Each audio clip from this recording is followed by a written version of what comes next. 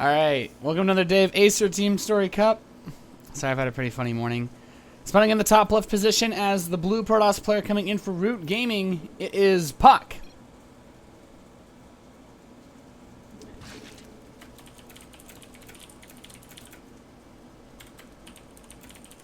And spawning in the bottom right position as the red Zerg player coming in from Quantic Gaming, it is HyuN. So apparently I've just been informed. I wasn't sure if they said we weren't streaming it, but he was just saying we aren't streaming it. And by we, he meant Take and them, I guess. So I guess that means this is the only stream for today's match. Well, this is going to be funny because we have this match is going to be pretty interesting. I'm going to give you guys a bit of a heads up. We've only got 4 people available for Root because goodness knows what those kids are doing at that house at night.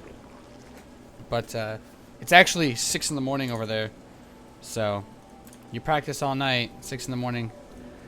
Fun, fun, fun. But, well, we are going to have another Acer TeamStory Cup match today.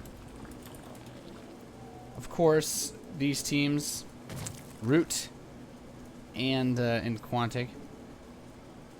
Let's look at some of the standings here as far as the Acer TeamStory Cup goes. I think both of these teams have a pretty rough time.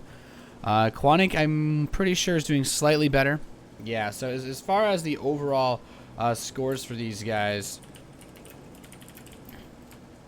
Root Gaming currently sitting at a 2-10 match score, and Quantic currently at a 4-6. So both of these teams in a pretty tough spot as far as making it into the top 4 goes. Root has pretty much already been confirmed that they're not going to be able to make it to the playoffs, even if they win out the rest of their matches.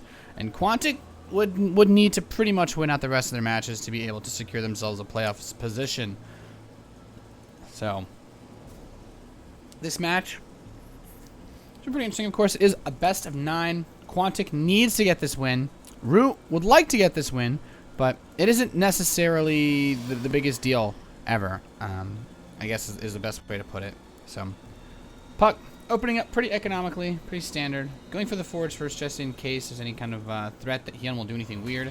And of course puCK wants to, if the thing is, if you're going to be forced to open up with the forge first, if you want to be careful about that, then you end up in this position where pylon blocking the third base is not really a bad idea, since you can delay the expansion with your own delayed expansion in. And we see that the Nexus is actually finished up at the same time as the hatchery anyway. So puCK just playing it cool. And for now, 2 gas geysers being taken in the main base, of course, since that cybernetics core we now have on the way as well. Now, strategies that both of these players will choose. puCK, as far as I know, does still prefer to go for more gateway-heavy composition versus Zerg. I think a lot of Protoss players have been trying to find ways to make more gateway-heavy compositions work, and not just because it's a personal preference, but largely because it helps deal with things like Vipers, which have become probably the biggest pain in Protoss sides as of late. But HyuN just checking around the map. He will find puCK's hidden probe. Nice pickup there. puCK will not be able to warp anything in on HyuN's side of the field. We see there are no proxy pylons anywhere, so losing this probe is pretty big. It might barely make it home, but it's not going to be able to actually build anything yet, and it will die. So sentry on the way out. This Zealot being sent very aggressively to try to fight off against these Zerglings. Potentially, puCK could be thinking about putting on a little bit of pressure, but the Lings can run away from the Zealot, and HyuN just wants to have the map control. HyuN wants to be able to see when puCK moves out, if puCK moves out, what puCK moves out with.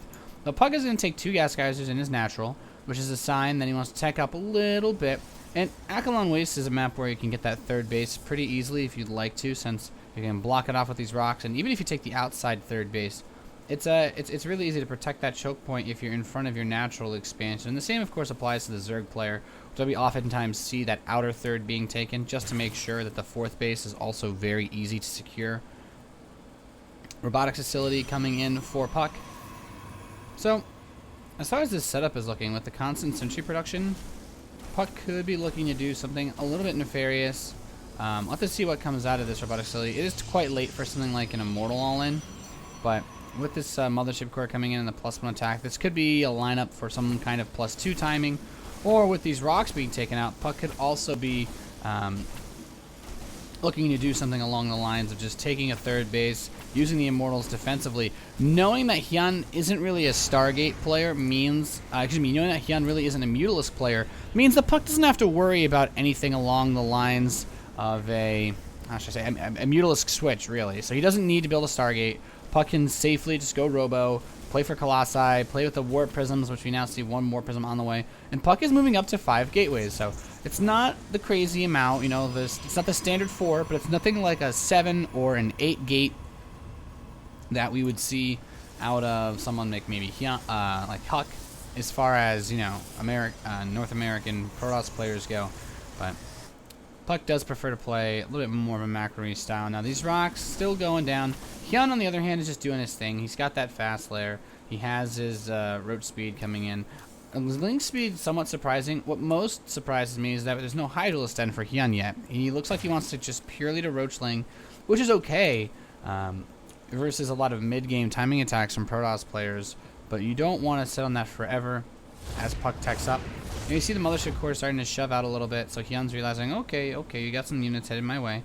That's fine. The Warp Prism is here, though. The Proxy Pylon is on the way. HyuN does not actually see this Proxy Pylon, so he's not 100% sure of what puCK is doing, considering that he also sees that these rocks have been destroyed. Now, puCK, here he goes. You got the Warp Prism. 4 Zealots are inside of it. +1 attack is done, which means that these Zerglings are going to get 2-shot by the Zealots. But there are already a lot of Lings and Roaches on the field. How much damage are these Zealots going to do? I'm really not too sure. The Queens will be able to zone away the Warp Prism. puCK's really not going to be able to get anything set up. And a nice pooping of creep there from HyuN's Overlord will allow him to maneuver these Queens quite well across this little space. So third base on the way for puCK. Pretty standard play. Nothing really out of the ordinary. puCK really likes to do this pressure. And the thing is, since puCK has his Mothership Core, you can actually just recall away once he gets nice up close and personal. Forces out maybe some more units.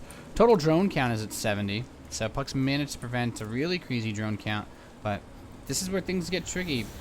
There's no fourth base here to deny. So puCK might just get to work on these rocks and try to put on a lot of aggression. This is a very powerful force here. There's a lot of force fields available. There's 8 sentries with a lot of energy banked up.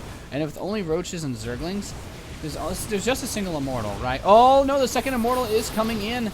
Force fields will keep it safe. Very nice play. puCK needs to save that Immortal. It's losing a lot of its shields. puCK cannot afford to lose that Immortal. Force fields going down, boxing in some of these Roaches. Very nice play here from our Root Protoss, doing what he can. Force fields in some more of those Zerglings. Really nice, trying to use the destructible rocks to actually crush those Zerglings.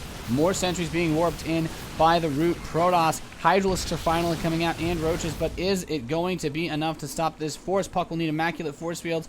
Pressuring in here, can also cut reinforcements off at the ramp leading into the main base. Immediately force fields off a large number of these Roaches, and puCK is just going to town here with these Immortals. There's no way these Roaches can actually get on top of the Immortals, and they are doing a pretty decent amount of damage, but puCK is drawing that supply closer and closer, and as long as these Immortals are alive, as long as there's this many sentries available, puCK can force field all day. More of these units are coming in. Another Time Warp is activated on the ramp, force fielding these units away from the ramp. Drones being pulled at the natural expansion. puCK taking out a large number of these Roaches. This Sentry Immortal push with a lot of Stalkers could end up giving puCK the edge here in game number 1 here for the Acer TeamStory Cup.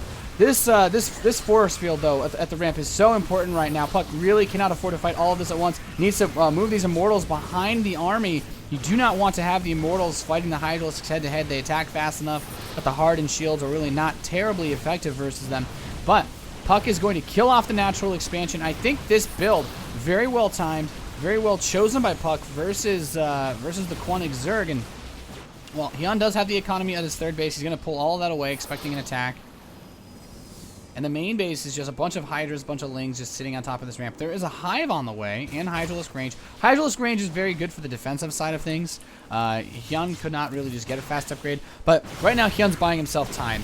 puCK is going to kill off this hatchery. That was pretty much guaranteed to happen.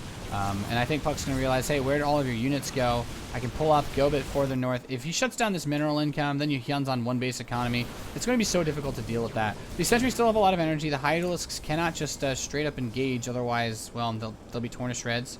But puCK might just go for the main base here. I like this, splitting off just a few zealots. Very smart play from puCK. Doesn't want to give HyuN too much time. And here we go. puCK's going to move up into the main base, trying to force field away some of these units. These stalkers attacking from the low ground. They do have only +1 attack. HyuN, though, only +1 attack. And these force fields are just slowly partitioning these Hydralisks apart. There's so many units here for puCK. I'm not sure HyuN is going to be able to hold on. The Hydra's trying to stop these units from pressing up the ramp. The Immortals are going to continue to move in. Guardian Shield is active. The Queens are coming down to try to fight this. In the meantime, the Zealots chewing apart those drone lines. And puCK is just pressing into the main base. HyuN dropping below 60 supply as the Root Protoss player continues to step up into this main base. Game number 1 will go to Root as puCK pulls a very nice timing attack while he moves out to take his 3rd base. Just completely crushing HyuN. Very well chosen build, considering that if you know anything about HyuN, you know he likes roaches, he likes lings, and puCK just played a really nice build that catered to that style in a way that just allowed him to get a huge edge. So nice play there from puCK, and we are going to jump into game number 2 as soon as we can, guys. Don't go anywhere. You're watching the Acer TeamStory Cup, powered by Intel. I do not believe we have a German cast today, but yeah, this is... I'm still here, still going to try to give you guys some great StarCraft action. And yeah, don't go anywhere.